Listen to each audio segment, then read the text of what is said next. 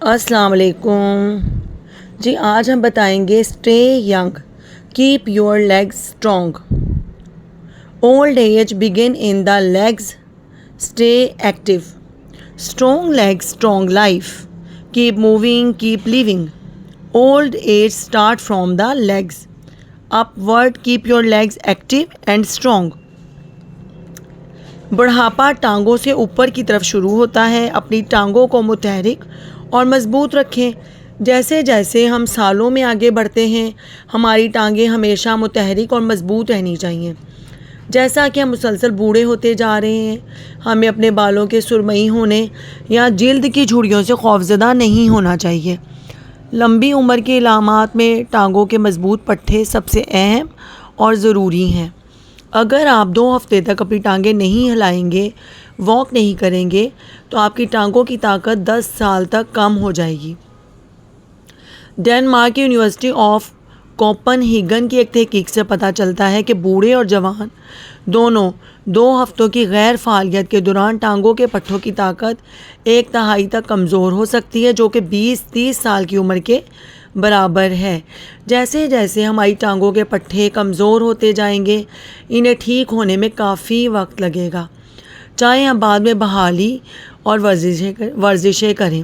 اس لیے چہل قدمی جیسی ورزش بہت ضروری ہے. جسم کا سارا وزن ٹانگوں پر ہوتا ہے.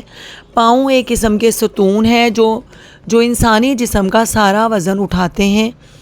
دلچسپ بات یہ ہے کہ انسان کی 50% ہڈیاں اور 50% پٹھے دونوں ٹانگوں میں ہوتے ہیں. انسانی جسم کے سب سے بڑے مضبوط جوڑ اور ہڈیاں بھی ٹانگوں میں ہوتی ہیں. مضبوط ہڈیاں، مضبوط پٹھے اور چمکدار جوڑ آئرن ٹرائی اینگل بناتے ہیں، جو انسانی جسم کا سب سے اہم بوجھ اٹھاتا ہے. انسان کی زندگی میں 70% سرگرمیاں توانائی کو جلانا دونوں پاؤں سے ہوتا ہے. کیا آپ یہ جانتے ہیں؟ جب ایک شخص جوان ہوتا ہے تو اس کی رانوں میں اتنی طاقت ہوتی ہے کہ وہ 800 کلو وزنی گاڑی اٹھا سکے. ٹانگ جسم کی حرکت کا مرکز ہے. دونوں ٹانگوں میں انسانی جسم کے 50% اعصاب، 50% خون کی شریانیں اور 50% خون ان سے بہتا ہے. یہ سب سے بڑا گردشی نیٹ ورک ہے جو جسم کو جوڑتا ہے. جب ٹانگیں صحت مند ہوتی ہیں تو خون کا بہاؤ آسانی سے ہوتا ہے. اس لیے جن لوگوں کی ٹانگوں کے پٹھے مضبوط ہوتے ہیں، ان کا دل ضرور مضبوط ہوتا ہے. بڑھاپا پاؤں سے اوپر کی طرف شروع ہوتا ہے.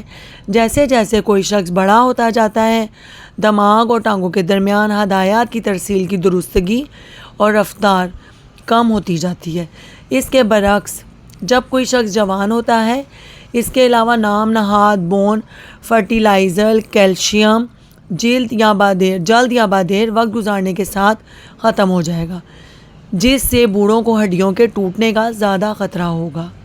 بزرگوں میں ہڈیوں کا ٹوٹنا آسانی سے پیچیدگیوں کا ایک سلسلہ شروع کر سکتا ہے، خاص طور پر مہلک بیماریاں جیسے دماغی تھرومبوسس.